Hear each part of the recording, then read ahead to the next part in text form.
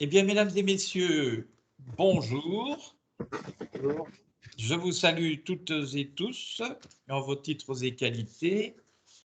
Vous souhaite la bienvenue à cette conférence. Pour ceux qui ont l'habitude de nos cycles de conférences qui remontent maintenant à une bonne quinzaine d'années, c'est un peu inusité, mais nécessité fait loi. Et grâce à la technologie, nous allons avoir le plaisir ce midi d'entendre Monsieur Olivier Retout. Monsieur Olivier Retout est docteur en sciences, c'est un chimiste en réalité. Il est docteur en sciences des matériaux. Il est sorti de l'école de chimie de Montpellier en 1984. Et puis, figurez-vous que Monsieur Retout a très longuement travaillé à Bruxelles, puisqu'il est entré au Musée des sciences naturelles de Belgique en l'an 2000 et il y est resté jusque 2010. Et c'est fort de son expertise en exposition itinérante, et c'est bien de cela qu'il s'agit aujourd'hui, ce midi, qu'il a été chargé par le département de la Dordogne pour concevoir, développer et gérer l'itinérance mondiale de l'exposition sur la grotte de Lascaux, dont vous savez qu'elle est actuellement présentée au Préhistocide de Ramioul. Et je profite de la présence de mon ami Fernand Collin, qui est notre vice-président, qui préside la section des fouilles de la Commission royale, mais qui est également, comme vous le savez sans doute, directeur du Préhistomuséum, pour vous dire quelques mots avant de céder la parole à Monsieur Retout. Je vous remercie.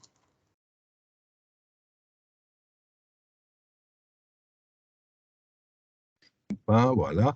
Bonjour, merci Pierre, et bonjour à toutes et à tous, et bienvenue virtuellement dans l'univers de Lascaux. Olivier, je me réjouis que tu puisses raconter cette extraordinaire aventure qu'est l'aventure de Lascaux dans le monde.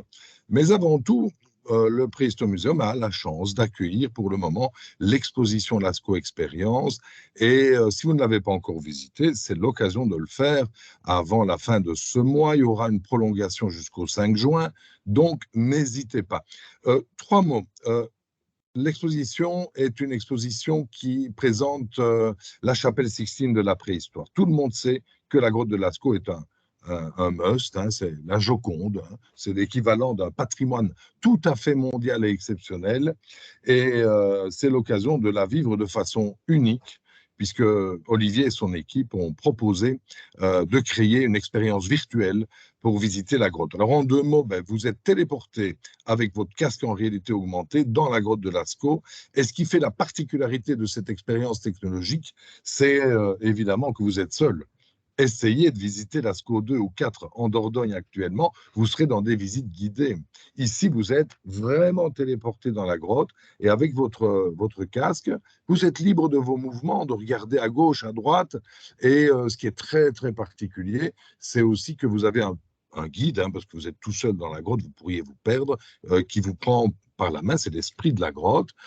Mais si vous ne le regardez pas, il vous laisse tout le temps de contempler la grotte en l'état. Ce sont des fichiers d'une grande qualité, les fichiers qui ont permis à l'équipe de Lascaux de faire Lascaux 4, donc c'est vraiment exceptionnel, et vous avez une résolution formidable. Et à côté de cette expérience qui dure une vingtaine de minutes, vous avez l'occasion de visiter l'exposition physique qui vous donne à comprendre l'extraordinaire époque paléolithique où les Magdaléniens ont créé cette œuvre-là monumentale. J'en termine là pour vous dire enfin que je pense que ces expériences de nouvelles technologies au service du patrimoine vont ouvrir des voies d'avenir, car en fait, on peut voir en grand nombre un patrimoine exceptionnel sans préjudice à la conservation de la grotte authentique. Et donc, je pense que ce type de technologie, dans l'avenir, ouvrira des voies à la médiation du patrimoine pour le plus grand nombre. Et ce que les technologies permettent aussi, c'est de voir des choses comme on ne les verrait pas, même si on était sur place. Donc voilà, nous sommes ravis. On va passer les 20 000 visiteurs là bientôt, rien que pour l'ASCO. Donc voilà, venez nous rejoindre au Préhistomuseum. Je vous souhaite une bonne conférence en compagnie d'Olivier Retou. Merci à vous.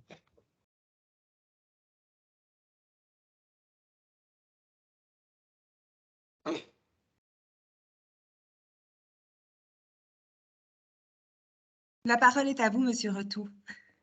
Très bien, merci. Alors, bonjour tout le monde. Ça fait un peu bizarre de parler sans voir son auditoire, mais je vous fais confiance, que je sais que vous êtes là et que vous êtes attentifs.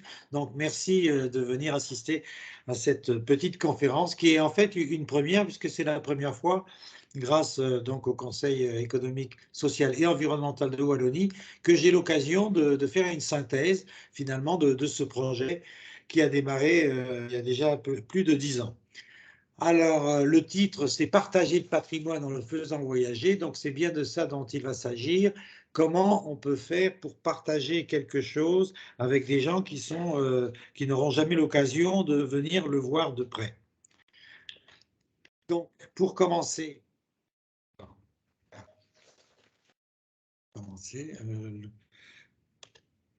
j'arrive, voilà.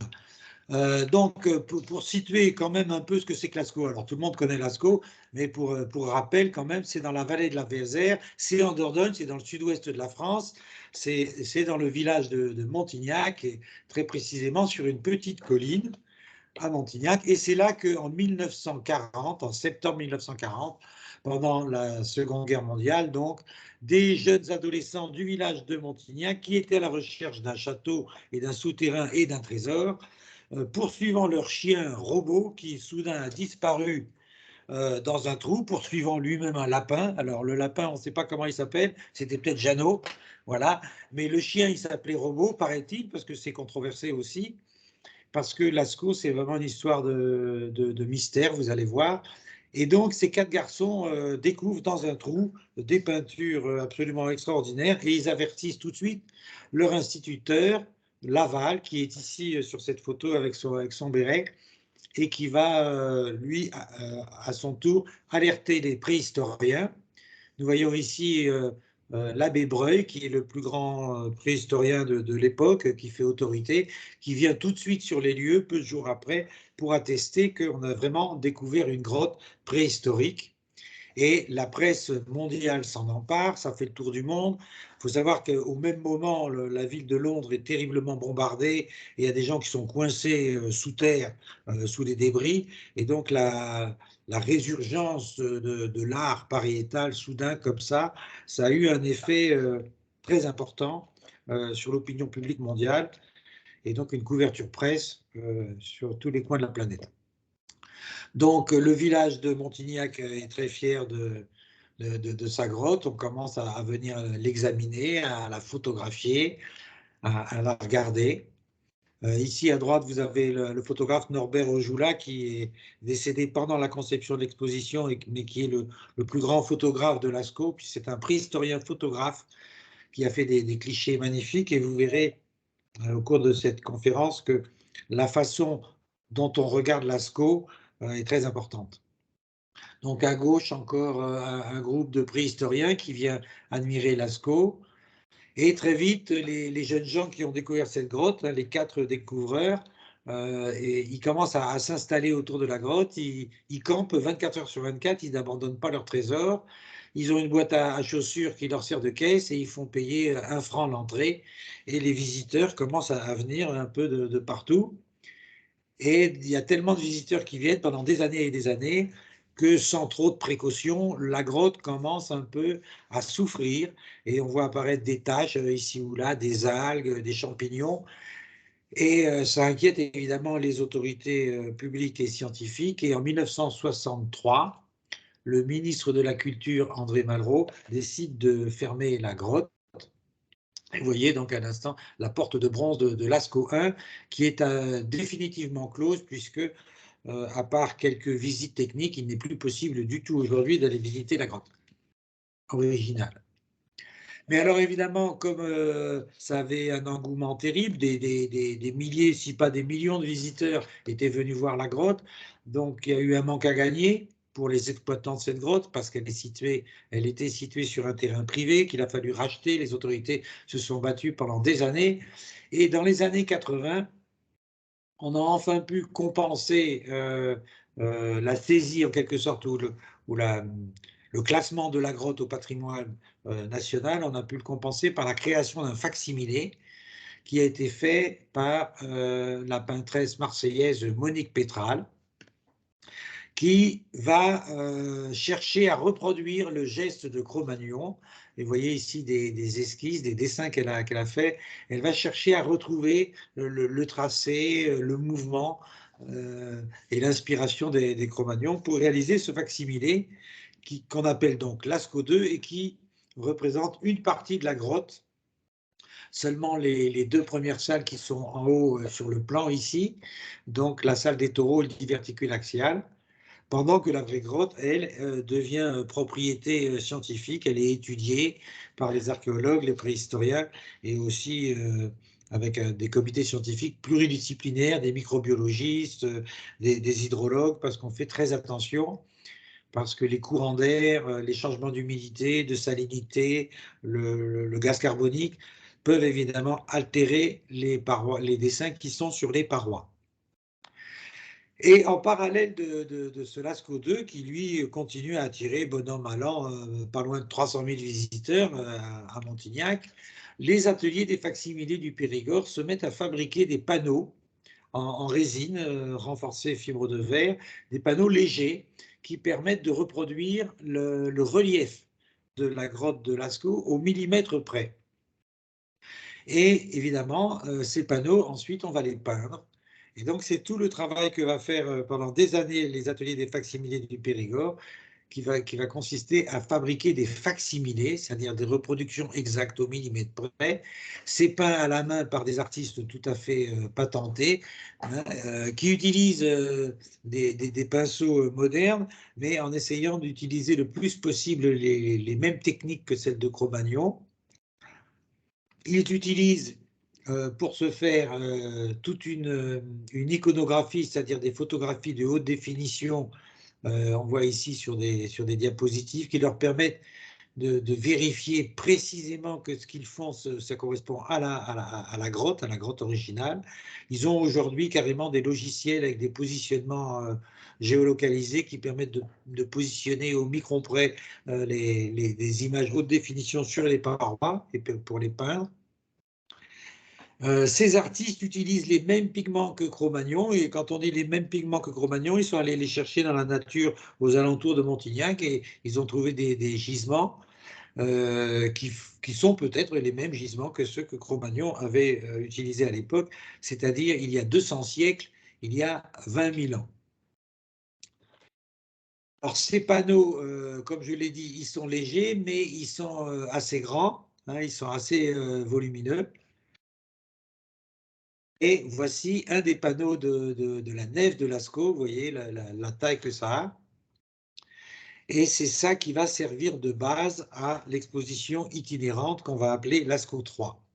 En effet, en fin 2009, le département de la Dordogne m'a demandé de faire une petite étude de faisabilité, de savoir si avec ces panneaux, on pourrait faire une exposition itinérante.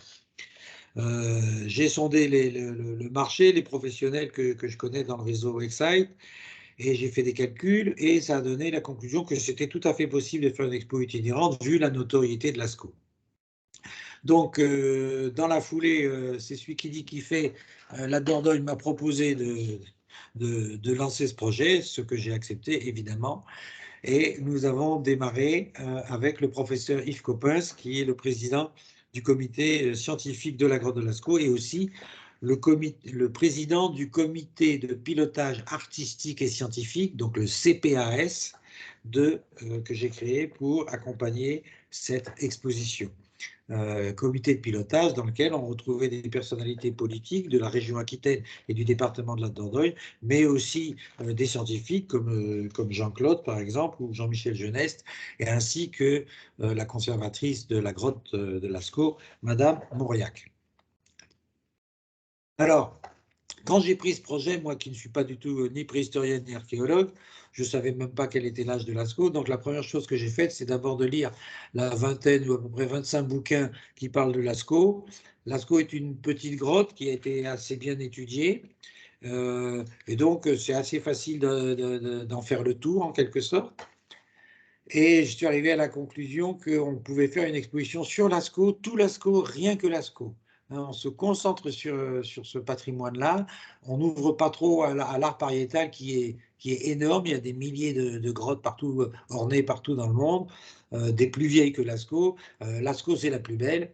Et donc, c'était ça l'enjeu, c'était de présenter Lascaux. Donc, une fois que j'ai eu défini ce concept, ou à ce moment-là, je suis allé voir les ateliers des facsimilés du Périgord et je leur ai demandé si on pouvait découper les facsimilés. Parce que vous voyez qu'ils sont très hauts, hein, ils culminent certains à plus de 3,80 m, plus le support, il fallait pratiquement 5 mètres sous plafond, ce qui est un peu rare. Et puis, ils sont très longs, hein, très larges.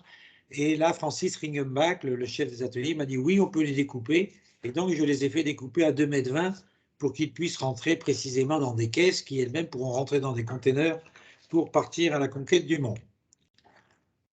Alors, la contrainte de départ, c'était de présenter une partie de la grotte qui n'a jamais été reproduite, qui n'était pas reproduite dans Lascaux 2, et c'est-à-dire les panneaux décorés de la nef de Lascaux. Nous avons ici les bisons adossés, qui est très intéressant parce que avec cette image, on ne voit pas du tout ce qui est intéressant parce qu'elle est en 2 dimensions et que en fait, dans la grotte, le relief est concave et ça donne une impression de mouvement et de fuite, les 2 bisons qui s'écartent comme ça. L'autre particularité de ce dessin, c'est la couleur du pelage de ces 2 bisons. Et on voit qu'il y a un bison qui a un pelage différent. Et ça évoque donc la mue du pelage du bison entre l'automne et l'hiver. Et donc, c'est aussi une façon de montrer que Lascaux ne représente pas des animaux, mais représente bien des symboles ou des pensées abstraites, puisque ici, nous avons des bisons qui sont côte à côte à des périodes différentes de l'année. Ce qu'on peut remarquer aussi sur ce dessin, c'est la perspective et la réserve, c'est-à-dire l'absence de pigments au bas du corps pour figurer les jambes arrière par rapport aux jambes avant. C'est une des caractéristiques stylistiques de Lascaux, la perspective. Ici, c'est un autre panneau, toujours de la nef, qui s'appelle la frise des cerfs, où clairement, le ou les artistes ont choisi de dessiner il y a 5 cerfs, mais ça pourrait être un seul cerf en mouvement qui va d'un endroit à l'autre et qui a l'air de traverser aussi une rivière. Vous voyez, il n'y a que la tête qui émerge. Et bien entendu, la grotte de Lascaux à Montignac, au bord de la Vézère, elle est située à un endroit qui était facile à repérer de loin quand on arrivait du nord, c'est-à-dire quand les troupeaux de rennes redescendaient de leur migration. Et vraisemblablement, il y avait des gués où traversaient les cerfs qui permettaient de les capturer. Ça, c'est le panneau de la vache noire. Et là, non plus, en 2 dimensions, et comme ça, on ne voit pas grand-chose. Vous comprendrez plus tard pourquoi. Parce qu'il y a des tas de petites gravures sur ce panneau qui sont recouvertes par le noir de cette grande vache. Un autre panneau qui ici n'est pas très lisible, hein, quand on a le nez dessus, on y voit un peu plus, mais que vous allez vous apercevoir tout à l'heure qu'on peut aussi découvrir d'une autre façon, le panneau du bison de l'empreinte, un bison qui est dessiné ici. Et enfin, dans cette exposition, le 5e panneau, c'est la seule figure humaine qu'il y a dans Lascaux, la scène du puits. Cette scène se trouve effectivement dans un puits à 6 mètres de profondeur, dans un 2e niveau de Lascaux. C'est pour pas mal de préhistoriens, c'est le plus ancien récit narratif, le plus ancien visuel narratif. On a l'impression que ça nous raconte une histoire. Il y a un homme qui est couché, qui a 4 doigts, comme Mickey, mais Mickey, c'est 1930 et Lascaux, c'est 1940. Donc, ce n'est pas dans ce sens-là. Il a l'air d'avoir une tête d'oiseau. On voit à côté de lui un bâton surmonté d'un oiseau aussi. Et on voit un bison qui perd ses entrailles, qui a l'air de tête baissée, de foncer sur cet homme. Il dit, qu'est-ce qui s'est passé? On ne sait pas. Lascaux, c'est un film dont on a les images et dont on a perdu la bande sonore. Donc, on ne peut pas savoir exactement ce qui s'est passé. Mais cette scène est vraiment très intrigante, et d'autant plus que, je le répète, c'est la seule figure humaine qu'on a dans toute la grotte. Donc, ces 5 panneaux, il a fallu, même une fois découpés, il fallait imaginer comment on allait les présenter. Et avec Claire de Vichère, qui est mon bras droit technique, sans laquelle je n'aurais pas pu faire cette expo, et qui nous vient du Muséum d'histoire naturelle de Bruxelles, où elle a été chef de la muséologie pendant plus d'une vingtaine d'années. Elle est architecte scénographe, donc. Avec elle, nous avons lancé un concours de scénographes et nous avons sélectionné, après appel d'offres public, etc., avec tout un jury, nous avons sélectionné l'agence d'UEMA de Paris qui a eu l'idée intéressante de construire une tente ou une nef, on appelle ça la nef, un grand abri en bois. Vous voyez, c'est des blocs de bois comme du Lego qu'on doit assembler. C'est d'une forme très originale, il n'y a pas 2 angles pareils dans cette structure, pour permettre d'héberger en immersif les 5 panneaux de la nef et pour le permettre au public de les admirer. Alors, je vais montrer maintenant quelques images de cette exposition. Donc, le concept de l'exposition, c'est Lascaux, tout Lascaux, rien que Lascaux. Lascaux comme personne ne l'a jamais vu, ce qui n'est pas une prétention, mais une réalité au sens où, ayant eu une autorisation spéciale du ministère de la Culture pour faire ces facsimilés et faire cette exposition, nous avons eu aussi accès à toute la documentation et toute l'iconographie, la filmographie, et y compris des objets de Lascaux, ce qui nous a permis de réunir tout un corpus de connaissances et de matériel iconographique qui n'avait jamais été regroupé. Donc c'est pour ça que c'est Lascaux comme personne ne l'avait jamais vu. C'est une exposition dans laquelle il y a à la fois des objets. Vous avez en haut la vitrine avec les objets du peintre de Lascaux et notamment des petits bouts d'ocre, mais aussi une exposition interactive. En bas, nous avons un scolaire qui essaye de deviner l'âge de Lascaux avec un interactif. Et en haut à gauche, un jeu également, un jeu mystérieux, puisqu'il s'agit de combiner les signes mystérieux qu'on a dans la grotte de Lascaux pour peut-être découvrir un langage, on ne sait pas. À droite de la vitrine, une très belle vitrine avec les objets trouvés dans Lascaux, dont notamment la lampe en grès rose qui est en bas, mais aussi une sagaie, mais aussi des perles, des petites perles qui étaient des bijoux de décoration. Donc une exposition interactive qui permet aux visiteurs de comprendre un fait majeur qui est que les œuvres de Lascaux sont des œuvres d'art, ce sont des peintures et des gravures, mais elles sont faites en milieu naturel, elles sont faites sur la roche, sur la paroi blanche de calcite qui s'offrait aux premiers Cro-Magnons quand ils sont rentrés dans cette grotte il y a 20 000 ans, et une influence très forte du relief sur la composition des œuvres. Donc, d'autres images de cette exposition. Nous avons des tables interactives qu'on peut voir à Ramioul qui permettent de déchiffrer le style de Lascaux, notamment la notion d'anamorphose, c'est-à-dire comment on tord une image en fonction du relief, qui est illustré par l'interactif qui est à gauche ici. Nous avons donc, comme je disais, on le voit aussi en bas, l'anamorphose. Vous voyez l'image du bison qui est déformée et qui se reconstitue sur le cylindre. Nous avons aussi en haut, c'est une exposition avec des textes qui ne sont pas trop longs, mais qui permettent de bien vulgariser toute la science de Lascaux.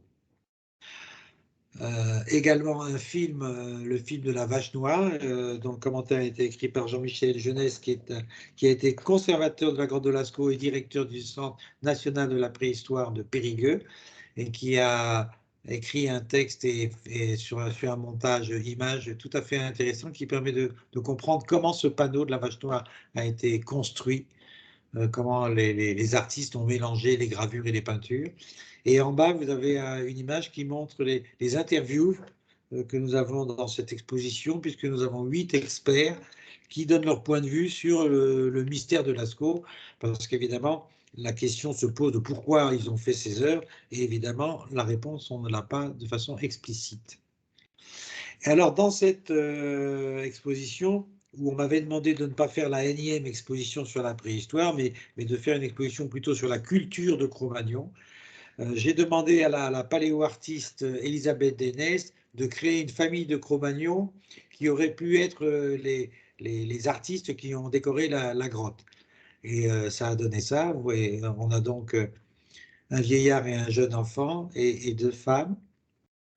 Et évidemment, cette représentation permet aussi de montrer comment les gens de cette époque, il y a 20 000 ans, avec un climat qui était un peu plus froid que celui qu'on a aujourd'hui, peut-être une dizaine de degrés en moins, ce qui correspond, on va dire, au climat du nord de la Finlande, pour aujourd'hui peut-être, de montrer comment ils étaient habillés et que surtout, ce n'était pas du tout des sauvages qui traînaient leurs femmes par les cheveux derrière eux en poussant des grognements. Non, ils avaient un langage articulé parce que pour construire un échafaudage dans une grotte, à plusieurs dizaines de mètres de l'entrée, il faut être plusieurs. Et pour s'entendre, savoir comment bouger les bouts de bois et construire tout ça sans que ça se casse la figure, il vaut mieux avoir un langage articulé. Mais il y a aussi la considération que quand on est capable de faire des dessins de la qualité esthétique de Lascaux, on n'est pas un sauvage mal habillé. Ils avaient des aiguilles qui leur permettaient de coudre les vêtements. On a retrouvé des bijoux, on a trouvé des dents de renard percées, on a retrouvé des coquillages. Donc il y a beaucoup d'indices archéologiques qui permettent de penser qu'ils étaient habillés comme l'artiste Elisabeth Dénès les a représentés dans ses sculptures hyper réalistes. Donc nous avons fabriqué l'exposition en 2010-2011. Et avant de la lancer à l'assaut du monde, il a fallu la tester. Donc, on a fait une ouverture à CapScience, chez notre partenaire CapScience de Bordeaux, où là, ça a été un succès incroyable, puisqu'on a fait 105 000 visiteurs en 2 mois et demi. Il y avait des queues pour rentrer dans ce musée. C'était tout à fait impressionnant. Et puis, nous sommes partis faire le tour du monde et il a d'abord fallu emballer ces facsimilés dans des énormes caisses. Il a fallu constituer une équipe. Donc, vous voyez les 4 personnages en bas. À droite, c'est évidemment Claire de Vicher, qui est la directrice technique de cette exposition. À côté d'elle, avec des lunettes, debout, Patrick du transporteur Mobule, qui est un transporteur belge, pardon, qui a accompagné cette exposition. L'autre monsieur debout, c'est Francis Riggenbach, le directeur des ateliers des facsimilés du Périgord, qui a fabriqué les facsimilés. Et celui à qui on met la main sur la tête, c'est Frédéric Barrault de CapScience à Bordeaux, qui est le chef d'atelier, qui est directeur artistique à CapScience et qui est chef d'atelier de cette exposition Lascaux. Donc tous les 4, ils sont partis, on est partis ensemble, en bateau évidemment, puisqu'on a mis l'exposition dans des caisses et dans des conteneurs maritimes, et on est parti à l'assaut de l'Amérique, et on a ouvert en première mondiale au Field Museum de Chicago, qui est un très grand muséum d'histoire naturelle, qui compte dans le top 5 des grands musées d'histoire naturelle du monde, et qui nous a mis à disposition ces très belles salles pour accueillir Lascaux, même si ça a commencé à devenir un peu compliqué, parce que vous voyez, les facsimilés, ils sont très très gros, ils sont fragiles, ils sont certes très bien emballés, mais enfin ça se manipule quand même avec précaution, c'est pas lourd, mais c'est volumineux, et dans des vieux bâtiments, ça n'a pas toujours été facile de passer. On a dû à certains moments désamorcer les sécurités. On a eu beaucoup de discussions parfois compliquées avec les pompiers et la sécurité, parce qu'on foutait un peu le bazar dans leur musée. Mais finalement, l'exposition s'est ouverte, elle a été installée correctement. On voit ici M. Bernard Cazot, qui était à l'époque le président du conseil départemental de la Dordogne, qui est l'initiateur de ce projet, qui inaugure l'exposition à Chicago, où nous avons accueilli 325 000 visiteurs, ce qui est un excellent score pour démarrer. De Chicago, nous sommes passés à Houston, où là, nous avons présenté l'expo au Muséum d'histoire naturelle. Nous avons fait 200 000 visiteurs. Ça ne se voit pas sur cette image, mais le plafond est très très bas et il n'a pas été possible de construire la nef une fois arrivé sur place. On a pris le risque et Claire a eu le génie de dessiner rapidement des parois noires pour englober les facsimilés, et ce qui fait qu'on a pu reconstituer l'atmosphère de la grotte de Lascaux avec les facsimilés sans construire la nef et comme si de rien n'était. De leur côté, les Américains à Houston avaient fait des expositions de peinture. Ici, il y a des gens qui avaient fait des tableaux de Lascaux basés sur des photos. Ce que je n'ai pas dit, c'est qu'à Chicago, ils ont profité de l'exposition pour montrer des pièces de collection qu'ils avaient dans leur conservatoire, et notamment le squelette d'une femme magdalénienne qu'ils avaient acheté moins de 1 000 $ dans les années 30 à un paysan en Dordogne, et qui était revenu dans un sac de sport se cacher dans les conservatoires de Chicago. Mais on a pu présenter ce reste archéologique et paléanthropologique de valeur grâce à l'exposition Lascaux. Ça n'avait jamais été présenté avant. Après Houston, nous sommes montés à Montréal, au Centre des sciences, où plus de 100 000 visiteurs sont venus voir cette exposition. Et nous avons été accueillis par la directrice du musée, qui est une cosmonaute, hein, voilà, qui avait été très intéressé par cette exposition, qui a permis aussi de présenter au public québécois et canadien toute la préhistoire du Canada, c'est-à-dire qu'à côté de l'exposition, dans un couloir, ils avaient fait des grandes bannières où ils ont présenté tous les sites préhistoriques du Canada. Il faut savoir que du côté de Vancouver, il y a des sites préhistoriques de la même époque que Lascaux qui sont tout à fait intéressants d'un point de vue archéologique. Voici donc notre Cro-Magnon qui est allé donc jusqu'au Canada. Alors il y a des gens qui ont discuté pour savoir s'ils pouvaient vraiment avoir un vêtement comme ça qui a l'air d'être un peu tissé. Alors c'est tissé à la main, vous voyez, c'est tissé grossièrement. Il y a aussi la discussion de savoir s'ils avaient des chaussures ou pas. Et c'est pour ça que parmi nos personnages, il y en a qui ont des chaussures et il y en a qui n'ont pas. Parce que la science, c'est quelque chose qui doit être débattu et controversé et controversial. Donc, nous, on prend toutes les hypothèses et le public se fera son opinion. Alors ensuite, nous avons retraversé l'Atlantique pour revenir en Europe et nous sommes allés au Musée d'art et d'histoire de Bruxelles.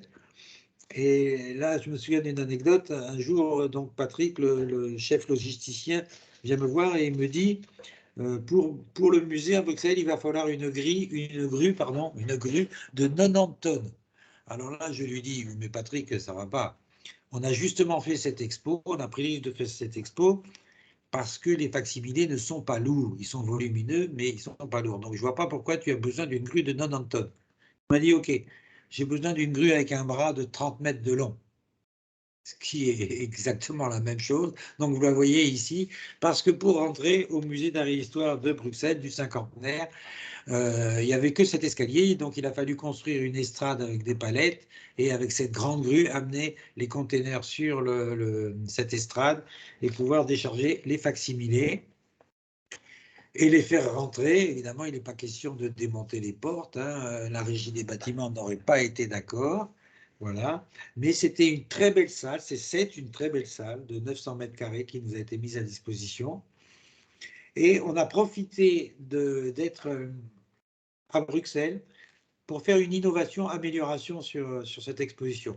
Et on a demandé à cette personne, qui est Dominique Lerouge, qui habite à Montignac, et qui est très très doué de ses mains, de venir patiemment repasser toutes les gravures du panneau de la vache noire avec un liquide fluorescent pour donner ce résultat. Quand on éclaire avec ce qu'on appelle la lumière noire, on voit apparaître sur le panneau de la vache noire les gravures des petits chevaux. Et donc, c'est une vision tout à fait différente, puisque vous voyez que tous les chevaux vont dans un seul sens, sauf les deux ou celui qui est à gauche, et ils vont dans le sens contraire de la vache noire. Mais vous voyez surtout qu'il y a des chevaux qui sont dessinés sous la vache noire et qu'à l'œil nu, on ne peut absolument pas voir. Donc ça, c'est une innovation qu'on a faite à Bruxelles et qui a évidemment énormément plu. Et on l'a fait également pour le panneau du bison de l'empreinte que j'ai présenté tout à l'heure et on ne voyait pas grand-chose. Et là, maintenant, on s'aperçoit qu'en haut, il y a des bouquetins. Je vous jure que quand on est devant le panneau, où sont gravés ces bouquetins, on a du mal à les voir. Alors peut-être qu'ils étaient peints d'ailleurs à l'époque, peut-être que la peinture a disparu. C'est quand même des œuvres qui ont 20 000 ans, qui ont été restées protégées pendant très longtemps, jusqu'à 1940. Mais ce n'est pas impossible quand même que des courants d'air aient effacé de la peinture. En tous les cas, il y a des parties de la grotte de Lascaux où on sait qu'il y avait de la peinture qui a disparu. Mais fort heureusement pour nous, les artistes de Lascaux, bien souvent, gravaient leurs dessins avant d'appliquer la peinture. Ensuite, après Bruxelles, nous sommes allés à Paris. Et là, nous n'avons pas été accueillis par un musée, mais nous étions au parc des expositions à la porte de Versailles, et nul n'est prophète en son pays, ça n'a pas marché. Vous voyez, le nombre de visiteurs, il est tombé à beaucoup moins que 100 000. On n'a fait que 61 000 visiteurs, vraisemblablement par le fait que le lieu d'exposition n'est pas un lieu qui correspond à ce genre de thématique. Finalement, c'est une exposition scientifique et artistique, mais qui a du contenu validé par un comité scientifique, qui est tout à fait précise, et peut-être elle est bien mieux à sa place dans les musées et dans les centres de sciences, où on a des services éducatifs et des professionnels qui sont habitués à la médiation scientifique, et on a aussi un public qui vient chercher, un public curieux, peut-être un public éduqué, qui vient chercher de l'authenticité, et peut-être que Parc des Expositions, où il y a le salon de l'agriculture et les salons de la photocopieuse et de tout, peut-être que ça a été moins attractif. Je profite qu'on est à Paris pour présenter Elisabeth Deynès, qui est parisienne, même si elle vient du midi de la France. C'est une paléosculptrice, et ce qui est intéressant et particulier, c'est qu'elle travaille à partir des vrais crânes, c'est-à-dire qu'on a obtenu, pour faire les personnages de Lascaux, on a obtenu que le Musée national de la préhistoire des Hésies nous prête des crânes, à partir desquels on a fait des moulages et sur lesquels elle a pu faire ce qu'on appelle la reconstruction faciale.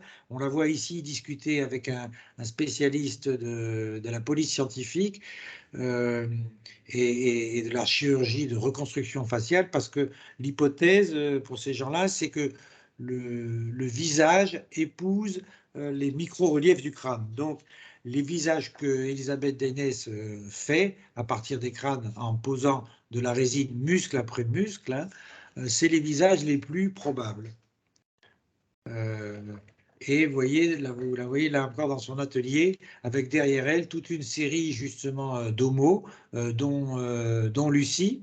Et là, elle est en train de terminer Lucien, qui est le mari de Lucie, l'Australopithèque Lucie. Et donc, cette femme qui est dans l'exposition Lascaux, son visage a été reconstruit à partir du crâne fossile d'une magdalénienne. Ce qui est important aussi, c'est de voir qu'elle a un casque avec des perles. Et ça, c'est pas du tout une invention, c'est une reconstruction à partir de perles qu'on a trouvées dans des sépultures de Cro-Magnons ou d'individus de cette époque. Ensuite, après Paris, nous sommes allés à Genève, et là, comme on travaillait avec un promoteur qui était associé à celui de Paris, on s'est retrouvé là aussi dans un grand hall d'exposition qui s'appelle Palexpo, qui est près de l'aéroport de Genève. C'est magnifique parce que, vous voyez, les camions peuvent rentrer à l'intérieur, donc c'était très pratique pour décharger tout notre brol. Mais ça n'a pas beaucoup non plus marché, on n'a pas fait beaucoup de visiteurs pour les mêmes raisons. C'est-à-dire que Lascaux est quand même un sujet qui est plus pour les musées et les centres de sciences que pour les centres commerciaux ou les palais d'exposition, même si cette nef est vraiment magnifique. Alors à Genève, ils nous ont fait le plaisir, parce qu'on était quand même associés avec le musée d'histoire naturelle et le musée de la ville de Genève, ils nous ont fait le plaisir de faire une petite reconstitution de l'habitat magdalénien. Ce qui pend sur les bâtons, ça serait de la viande séchée, hein, donc ils faisaient sécher de la viande. Donc on a mis nos Cro-Magnons là sur une estrade. Et on a aussi eu le concours aimable et tout à fait intéressant de Serge Maury, qui était le chef de l'archéologie départementale de la Dordogne, qui est maintenant pensionné à la retraite, mais surtout qui sait faire, et on le voit ici, il sait tailler des silex. Et donc il avait un atelier de taille, et c'était très impressionnant de voir les enfants assis par terre, le regarder avec des grands yeux, en train de taper avec son os sur ces silex pour débiter et obtenir des petites troncatures comme celles qui ont servi à graver les œuvres de Lascaux. Après la Suisse, là, nous avons fait un grand voyage et nous sommes allés en Corée du Sud. Et là, il s'est passé quelque chose d'un peu extraordinaire. C'est que quand on a signé le contrat avec les Coréens, qui étaient très, très, très motivés, grâce à une intermédiaire, Madame Kim, une Parisienne coréenne, qui nous a servi d'intermédiaire, ils étaient très intéressés pour avoir Lascaux. Et ce qui fait qu'on a signé avec un contrat dans lequel on disait qu'ils devaient fournir un lieu existant ou exister parce qu'ils n'avaient pas de lieu. C'était le maire, le bourgmestre de la ville de Gwangmyeong qui voulait absolument avoir Lascaux. Donc on a signé en novembre 2015 et ils avaient un espace chez eux, libre, à l'extérieur, et ils se sont dit on va construire quelque chose. Alors ils ont contacté un architecte. Et ils se sont dit, on va chercher un architecte français à y être, et un architecte français célèbre. Donc, ils ont demandé à Jean Nouvel de leur faire quelque chose. Et Jean Nouvel, qui est très créatif, a fait le raisonnement suivant. Il a dit, l'exposition Lascaux, elle voyage dans des containers maritimes de 40 pieds. Donc, moi, je vais construire un dispositif à partir de ces containers. Donc, il a demandé à ce qu'on aille trouver 62 containers maritimes de 40 pieds, des grands machins comme ça, qu'on peint en noir et on les empile pour faire une espèce de bâtiment, plutôt un dispositif architectural. Ça n'a pas été facile. Les Coréens, qui sont pourtant des très grands professionnels, ont eu beaucoup de mal à trouver 62 containers neufs, en bon état, pas cabossés, et disponibles, mais ils les ont trouvés et ils les ont empilés, suivant les plans de Jean Nouvel, et ils ont fabriqué ce bâtiment qui n'a pas tellement dénaturé le paysage, puisque vous voyez, à côté, il y a une usine qui, elle, est toute rose avec des nuages blancs. Donc, on avait cette grosse construction noire. Alors, avant ça, je vais revenir sur cette image ici, parce que c'est un peu rigolo. Ici, sur le bâtiment, donc, vous voyez qu'ils ont eu l'idée de dessiner des œuvres de Lascaux. Et donc, des peintres avec un échafaudage, ont commencé à dessiner ça. Et pour dessiner ça, ils avaient installé un projecteur, donc qui serait derrière à droite, qui projetait les images de Lascaux et qui leur permettait de dessiner fidèlement. Et puis, une fois qu'ils avaient terminé ce premier dessin, à un moment donné, ils sont partis. Et pendant qu'ils sont partis, il y a des horticulteurs qui sont venus et qui ont planté des cerisiers en fleurs et qui devaient éclore parfaitement le jour de l'inauguration. Ce qui fait que quand les peintres sont revenus, ils n'ont pas pu projeter à nouveau les dessins de Lascaux sur les parois pour terminer leurs dessins.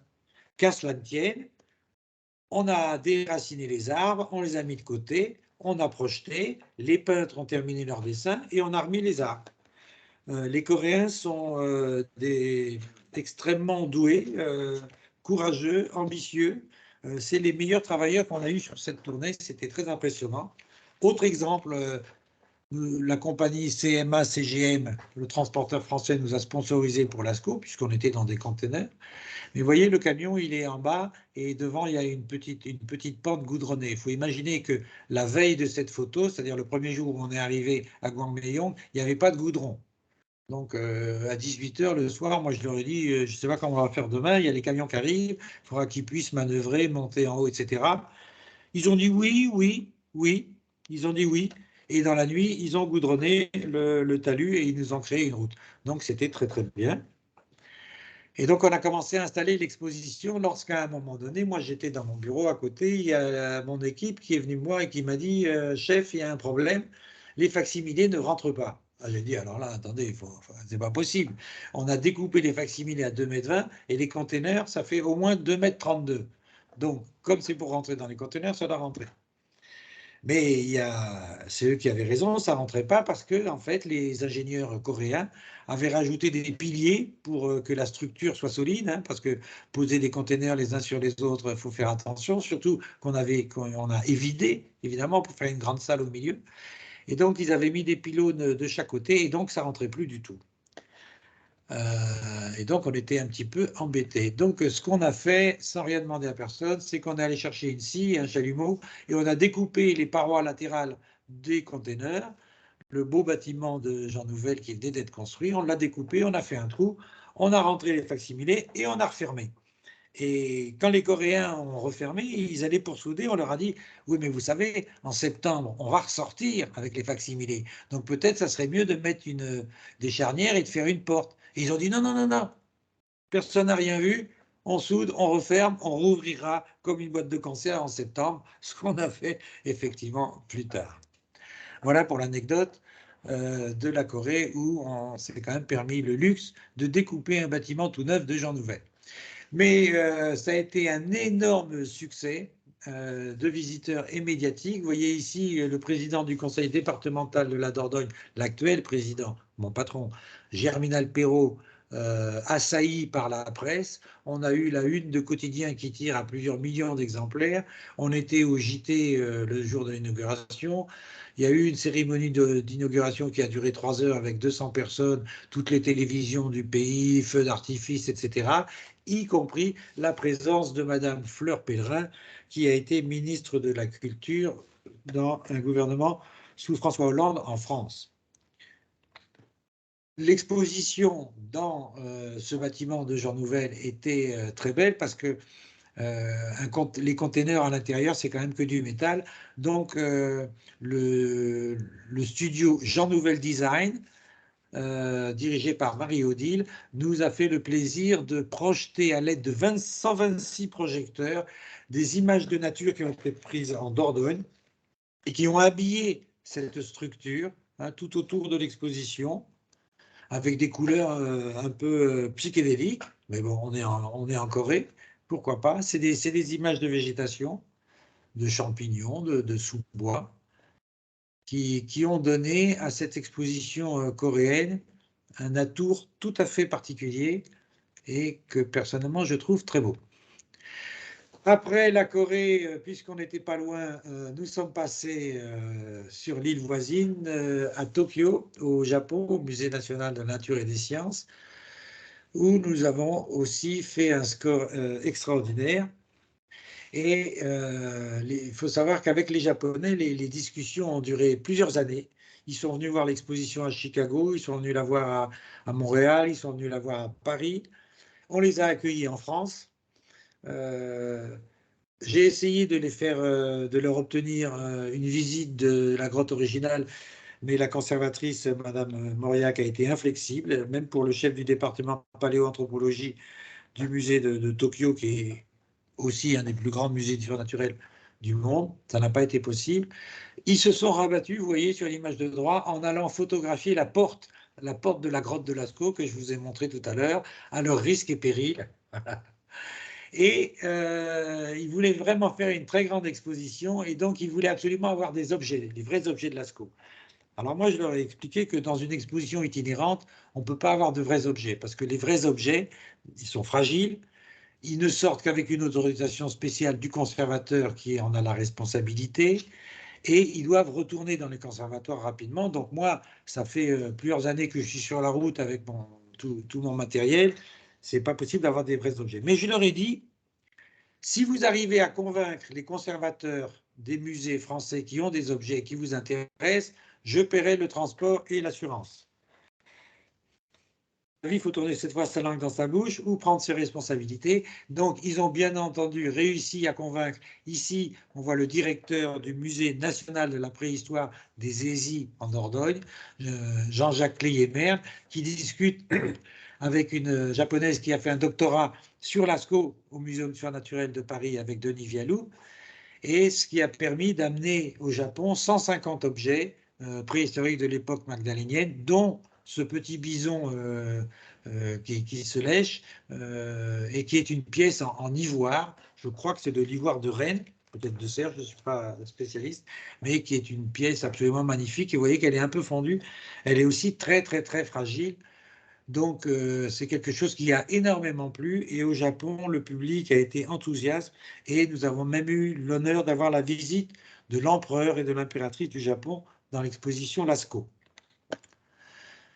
Donc, il y avait des vitrines supplémentaires dans cette exposition qui ont aussi permis de montrer au public japonais la différence entre Homo sapiens et Néandertal, parce que ça, c'est quelque chose qui a lieu à chaque fois. Les musées qui prennent l'exposition se l'approprient et en profitent pour exploiter soit leur collection, soit leur connaissance d'une manière ou d'une autre. Beaucoup d'enfants, beaucoup d'écoles viennent voir cette exposition et ils font des ateliers où ils reproduisent Lascaux. Vous avez ici un exemple donc des scolaires japonais. Après Tokyo, nous sommes allés à Sendai, au musée d'art et d'histoire de Tohoku. Alors c'est en province, c'est un petit musée, un très beau musée qui a des très belles collections d'art japonais, mais qui est assez petit, d'où le faible nombre de visiteurs. L'idée pour les Japonais, c'était de présenter Lascaux, c'était de présenter aussi Lascaux dans le nord du pays, dans la région de Fukushima qui a été pas mal sinistrée, pour montrer que on ne les oublie pas et que quand un événement de classe internationale comme ça vient dans le pays, ils sont associés. C'était un peu ça l'enjeu. Et là aussi, il y a quand même eu beaucoup de scolaires. Vous voyez les dessins. Vous voyez à quoi pense Cro-Magnon, hein.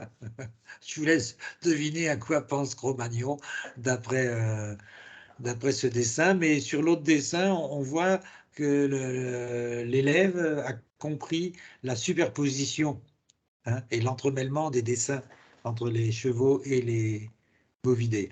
À Sendai, ils ont aussi innové, comme dans la plupart des musées. Ils ont rajouté des choses. Ici, la faune européenne de l'époque magdalénienne, et aussi pour nos sculptures hyper réalistes que nous, on présentait comme ça, en admiration. Ici, ils ont mis des commentaires pour expliquer justement les parures, les vêtements et les outils de chasse. Après le nord du Japon, nous sommes allés tout au sud, à Fukuoka, sur l'île de Kyushu, où il y a un musée national qui est magnifique. Hein, comme vous pouvez le voir, c'est ce bâtiment magnifique, avec un conservateur général qui a fait ses études à Louvain-la-Neuve, et qui est parfaitement francophone, ce qui a facilité les discussions, même s'il est spécialiste des primitifs flamands et non pas de la préhistoire. Enfin, c'est pas grave. On a fait là quand même un très beau score de 118 000 visiteurs. Et j'en profite pour montrer quelques images du montage de la nef, hein. Chaque fois, c'est un travail qui dure une dizaine de jours. Il faut toute une équipe, beaucoup d'instruments de levage pour reconstruire toute cette architecture en bois, caisson par caisson. Encore des images de l'exposition. Dans l'exposition, il y a un film en 3 dimensions qui se regarde avec des lunettes spéciales. Mais dès le départ à Chicago, ça n'a pas marché parce que la gestion des lunettes, c'était un peu compliqué. On l'avait à Bruxelles, ça a bien marché à Bruxelles, mais chez les Américains, on n'en a pas voulu.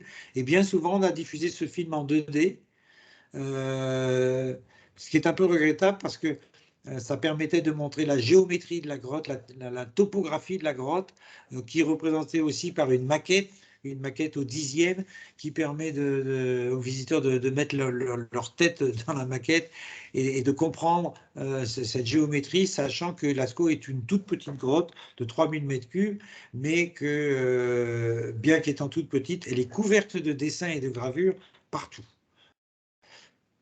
Nous étions donc au Japon et nous retraversons la mer de Chine et nous arrivons donc au Shanghai Science and Technology Museum, qui est le grand centre de sciences de Shanghai et qui à l'époque avait aussi absorbé le Muséum surnaturel. Là, la particularité, ça a été que les Chinois ont un petit peu oublié de nous dire qu'on ne pouvait pas décharger les caisses dans la journée. Et ce qui fait que, alors que moi, j'étais parti démarcher à Taïwan, mon équipe qui était à l'hôtel s'est fait réveiller en pleine nuit pour venir. Les camions étaient là, ils attendaient et il a fallu décharger en pleine nuit toutes les caisses, c'est-à-dire traverser tout le musée, aller jusque dans la salle, quelque chose qui a été assez éprouvant, mais ça fait partie du jeu. Beaucoup de visiteurs en Chine également et aussi beaucoup d'activités autour de l'exposition, des ateliers, des visites guidées, des animations. Et ça, c'est la photo qui, moi, me synthétise tout ce travail que je fais pour l'ASCO depuis des années. C'est ma récompense, en quelque sorte. C'est cette petite chinoise qui n'est pas en train de lire, elle est en train de dessiner dans Lascaux. Et on peut peut-être imaginer qu'elle est en train de dessiner des animaux, d'ailleurs, comme ses ancêtres Cro-Magnons. Après la Chine, on a repris le bateau et grâce à la complicité de l'Institut français d'Afrique du Sud et de l'ambassade de France à Johannesburg, on est allé au centre de sciences Saibono, qui est un centre qui n'a pas beaucoup de moyens. On est en Afrique du Sud, ils n'ont pas beaucoup d'argent et donc les négociations étaient un peu difficiles. Et en plus, le lieu était un peu compliqué aussi. Mais on a quand même réussi à installer l'expo chez eux parce que on avait fait le constat, j'avais fait le constat que, à part l'Afrique du Sud, vu la complexité du produit, vu sa cherté évidemment, vu les moyens à déployer, il y avait peu de villes en Afrique qui pourraient prendre cette exposition. Donc je l'ai exposé à mon conseil d'administration et j'ai dit à mon conseil d'administration, voilà, si on va en Afrique du Sud, on va perdre de l'argent. On ne va pas perdre beaucoup, mais on va perdre plusieurs dizaines de milliers d'euros, ça c'est sûr. Et Germinal Perrault, le président du conseil d'administration de la SPL Lascaux, donc le président du département, a dit au conseil d'administration dans lequel siègent les élus du département, donc majorité et opposition évidemment, il leur a demandé de prendre leurs responsabilités et eux, bien évidemment, à mon grand plaisir, ils ont dit que on n'allait pas être mesquin et on n'allait pas priver l'Afrique de la seule destination possible pour l'ASCO. Et donc, nous sommes partis à Johannesburg, où nous sommes restés 10 mois à Saibono, où il a fallu, dans un environnement compliqué, vous voyez, il y a un avion un avion de chasse qui pend au plafond, qui était assez bas. Il a fallu chipoter pour pouvoir passer en dessous. Et on a pu présenter l'exposition. Et ici, je suis en train de la présenter au ministre de la Culture et de l'Éducation de l'Afrique du Sud. Bien évidemment, on a accueilli beaucoup de classes, hein, beaucoup d'élèves. Il faut savoir que dans ces pays-là, les écoles ne payent pas pour visiter les expositions. Et là aussi, grâce notamment au concours de l'Institut français d'Afrique du Sud, l'IFAS, nous avons organisé des ateliers, ont été organisés des ateliers et des animations pour les scolaires. Scolaires qui sont ici, on le voit, très attentifs et qui semblent très impressionnés de découvrir l'ASCO, même si en Afrique du Sud, il y a déjà une très bonne culture de paléoanthropologie, je dirais, parce qu'il y a beaucoup de sites préhistoriques où on a trouvé des choses très intéressantes en Afrique du Sud, dont notamment des coquilles d'autruche de 400 000 ans avec des dessins dessus, qui sont les plus vieilles traces artistiques de l'humanité. Donc beaucoup plus vieux que Lascaux, 400 000 ans versus 20 000 ans. Ça, c'est une photo qu'on aime beaucoup aussi, parce que c'est l'équipe qui a travaillé avec nous pour monter l'exposition, hein, et qui était à la fois très courageuse et très sympathique. Et comme assez souvent, l'équipe Lascaux, qui est la même équipe depuis Chicago, j'ai le bonheur d'avoir une Dream Team sous la direction de Claire Devichère qui accompagne cette exposition. Et comme à chaque fois, ils se sont très bien entendus avec leurs collègues locaux qui posent ici comme si c'était un groupe de rock. Et voici l'équipe de l'ASCO, hein. avec à droite que je n'avais pas encore présenté, Stéphane, qui est l'ingénieur informaticien qui vient régler les films et les vidéos pour que cette exposition, qu'on adapte évidemment dans les langues à chaque fois, soit parfaitement en état de marche. Après l'Afrique du Sud, retour en Europe, où là, on a recommencé à travailler non pas avec un musée, mais avec un promoteur privé, Christoph Scholz en l'occurrence, qui est un des plus grands producteurs d'expositions allemands, de Semel Exposition, et qui avait loué le parc olympique de Munich, que l'on voit, c'est le bâtiment qui est enterré, mais on n'a pas fait là non plus beaucoup de visiteurs. Ils ont même fermé parfois l'exposition parce que, je vais montrer cette image, il faisait très très beau, c'était l'été, et les gens venaient dans le parc, il y avait énormément de monde dans le parc, mais ils ne venaient pas voir l'exposition. Alors on a profité quand même d'être à Munich pour rénover l'exposition, et nous avons transformé deux modules, deux parties de l'exposition qui étaient en bois. On les a transformés en cadres aluminium qu'on appelle des cadres Octanor, c'est une société allemande, avec des tissus, ce qui est beaucoup plus léger, et ce qui aussi anecdotiquement nous a permis de laisser en Afrique du Sud, à Johannesburg, de laisser 1,5 tonnes de bois. On a laissé dans la cave chez Saibono, et j'étais très content qu'on leur laisse ça. Ils en ont sûrement fait très bon usage.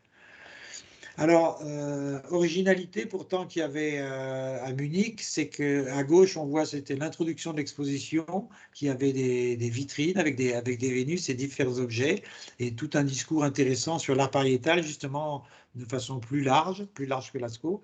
Et à droite, le bébé mammouth qui vient de Bruxelles, parce que le promoteur, Christophe, voulait absolument traiter les animaux, c'est le titre de l'expo, les animaux de l'âge de glace, et il voulait quelque chose d'un peu fort, un peu d'emblématique. Alors, il n'y a pas de mammouths qui sont dessinés dans Lascaux, mais moi, je savais qu'à l'Institut Royal des Sciences Naturelles de Belgique, à Bruxelles, il y avait un bébé mammouth en peluche. Et donc, j'ai discuté avec Bruxelles et qui a accepté de prêter gracieusement ce bébé mammouth, et nous avons payé les frais de transport, les assurances et l'emballage, tout ça. Et on a pu exposer ce mammouth qui servait d'introduction à l'exposition à Munich. L'exposition qui, pareil que pour Paris ou Genève, était développée sur plus de 1000 mètres carrés et qui était très très très très belle, mais c'est un métier difficile, ça n'a pas accroché le public. Alors nous sommes partis ensuite à Naples, où là nous sommes allés au Musée national d'archéologie de Naples, qui est un des plus beaux musées d'archéologie du monde, qui a des collections de statues absolument magnifiques. Et là, c'est à cause du Covid que le score est très faible, puisqu'on n'avait pas ouvert de 15 jours, que le Covid a déboulé et que le musée a été obligé de fermer. On a pu réouvrir après, à la fin, au mois de juillet, mais c'était insuffisant pour avoir beaucoup de visiteurs. Et c'est dommage parce que nous avions fait beaucoup d'efforts pour rentrer dans ce bâtiment qui lui aussi a posé des problèmes logistiques qui sont assez incroyables. Donc, au bilan de cette tournée, nous avons fait 4 continents, 11 pays, 14 villes dans 4 capitales. L'exposition a été adaptée en 8 langues. Au total, elle est présentée plus de 81 mois de présentation dans 8 musées, 4 centres de sciences et 3 palais des expositions, avec, on l'a vu, donc des très bons scores dans les musées, puisque au total, on fait quand même plus de 2,5 millions de visiteurs. On parle ici de visiteurs payants, c'est-à-dire on ne parle pas de tous les visiteurs gratuits, hein, et notamment, par exemple, en Séoul, à Séoul, à Gwangmyeong, pardon, à Gwangmyeong, je vais remettre l'image, en Corée, le maire de la ville, M. Ki Dae-han, a pris l'initiative d'inviter les collégiens de tout le pays, et il a envoyé des autobus jusqu'au sud du pays chercher les collégiens et les lycéens qui sont venus visiter gratuitement l'expo. Pendant un mois, il a ouvert son exposition gratuitement à tous les collégiens du pays. En 2021, pardon, après une année 2020 où on est resté immobilisé à cause du Covid, évidemment, constatant que ça devenait un peu difficile de bouger tout ce matériel, ces 40 tonnes, c'était un peu compliqué, l'exposition coûte cher, elle avait déjà eu beaucoup de succès, on a décidé de la rénover, et André Barbet, le directeur général de la SPL Lascaux, qui est la société publique locale Lascaux, dont je suis le seul employé et dont la mission est de faire itinérer cette exposition. Donc André Barbet, mon directeur général, a eu l'idée de faire une réalité virtuelle de cette exposition avec des casques Oculus. Et donc, avec Claire de Vichère, nous avons travaillé pour imaginer une nouvelle exposition dans laquelle les facsimilés et la nef monumentale que vous avez vue qui représentait une partie de la grotte, ces facsimilés sont remplacés par une visite virtuelle de 20 minutes, Fernand en a déjà un peu parlé, de la totalité de la grotte. Fernand, que l'on voit ici, à genoux, en adoration devant les œuvres de Lascaux, aux ateliers des facsimilés du Périgord, lorsqu'ils sont venus l'été dernier, et qui est en train de faire quelque chose de tout à fait iconoclaste, parce qu'il est en train de peindre sur Lascaux, hein, la réalité virtuelle permettant effectivement d'interagir avec les parois, alors que les facsimilés, vous avez vu, il y avait des barrières, il n'était pas question de les toucher. Donc la réalité virtuelle, comment ça marche? Eh bien, le visiteur met un casque sur la tête et il est dans un carré qui délimite un espace dans lequel il peut se mouvoir, notamment à 360 degrés, en étant totalement immersé dans la grotte en relief. Alors du coup, ça donne un autre type d'exposition, puisque par exemple, il faut un desk d'accueil, un bureau d'accueil pour les visiteurs, pour distribuer les casques, les renseigner. On parle quand même d'une technologie qui est assez récente. Nous avons choisi des casques Oculus Quest, qui sont des casques autonomes. Et comme l'a dit Fernand Collin tout à l'heure, ça permet quelque chose d'extraordinaire que très peu de gens ont vécu, c'est d'être tout seul dans la grotte de Lascaux. Et on est accompagné par l'esprit de la grotte de Lascaux, qui permet de remarquer les œuvres les plus importantes. Donc, puisque Lascaux est virtuel, peut-être qu'on peut se passer de Lascaux et peut-être qu'il est temps de nettoyer cette grotte et de lui rendre sa virginité originale, ce qui est évidemment une plaisanterie, car Lascaux, au contraire, est préservé aujourd'hui. La démonstration a été faite que quand on veut préserver un patrimoine fragile, il est possible de le reproduire de façon précise, de façon fidèle, de le virtualiser et de lui faire le tour du monde, c'est-à-dire de le partager au plus grand nombre avec des gens qui ne viendront jamais en Europe ou en Dordogne voir ce patrimoine. Je vous remercie toutes et tous de votre attention. Merci. Merci beaucoup. Ça n'a pas été trop long? Non, pas du tout, c'était parfait, c'était passionnant. D'ailleurs, un tout grand merci d'avoir comme ça retracé toute cette histoire depuis la découverte jusqu'à la grotte, jusqu'à la découverte actuelle à travers les casques de réalité. C'était passionnant aussi d'entendre toutes les anecdotes liées à cette histoire. Vous la racontez très bien, de l'avoir vécu, j'imagine, au cœur des choses. Ce qui est, je trouve, et après je donnerai la parole au public, mais ce que je trouve très intéressant, c'est d'avoir souligné le fait que dès le début, la grotte a une renommée internationale et que manifestement l'intérêt du public est toujours bien présent aujourd'hui, que ce soit en France, mais aussi tout autour du monde. Vous savez aussi très bien, je trouve, expliquer la complexité de la grotte avec l'importance des reliefs, avec l'importance des couleurs, les jeux de perspective, etc., qui font que la grotte est compliquée à expliquer et à montrer, et d'où, dès le début aussi, l'importance de recourir à toutes les techniques possibles et imaginables, comme les facsimilés, etc., pour essayer de faire percevoir et de faire comprendre au public cette grotte et tout son intérêt. Et c'était vraiment intéressant, je pense, de voir à quel point, oui, toutes les technologies les plus innovantes étaient mobilisées dès le début, mais à côté de cela aussi, une médiation humaine et très basique de pinceaux, de crayons, qui permettent aussi au public de reproduire des gestes, etc. Et donc, je pense qu'il y a à la fois l'enjeu de la compréhension, mais il y a aussi l'enjeu de l'émotion du public. Et clairement, là, le fait d'être dans une exposition immersive peut certainement encore plus amplifier l'émotion du visiteur qui a l'impression de vraiment redécouvrir la grotte comme les adolescents en 1940. Et pour ma part, j'ai visité l'exposition quand elle était à Bruxelles. Et c'est vrai que c'était déjà extrêmement émouvant de découvrir ces facsimilés. Et donc, j'imagine que la réalité virtuelle amplifie encore plus ces sentiments. Mais donc là, ce qu'on va proposer peut-être aux auditeurs, c'est on va vous donner autorisation de nouveau de mettre vos caméras et vos micros, comme ça, Monsieur Retou pourra voir vos visages. On aurait dû laisser les micros pour entendre les rires, parce qu'à mon avis, il y a dû y en avoir. Si vous voulez poser des questions, vous pouvez soit le faire dans la conversation, donc en haut de votre écran, vous avez une bulle conversation, vous pouvez écrire vos questions et on les lira, ou alors vous levez la main et on vous donne la parole directement. Est-ce qu'il y a quelqu'un qui aurait une question? Sinon, moi, j'en ai, hein, mais je ne veux pas mobiliser la parole. Bah, alors, en attendant... Oui? Non. Alors, en attendant, j'ai peut-être juste posé déjà une question. Est-ce que, justement, avec ces casques, est-ce que vous avez des retours plus... Est-ce qu'un certain public a de la peine, justement, à utiliser ces casques? On sait que parfois, il y a des gens qui ont des malaises ou autres. Est-ce que... Ou de fait de pouvoir être tout à fait libre dans la navigation, est-ce que ça pose des problèmes pour un certain public ou pas tellement? Alors, les fabricants des casques, eux, ils disent que les casques, c'est pour les enfants à partir de 12 ans. Ah oui. Hein. Alors, c'est pour se protéger juridiquement.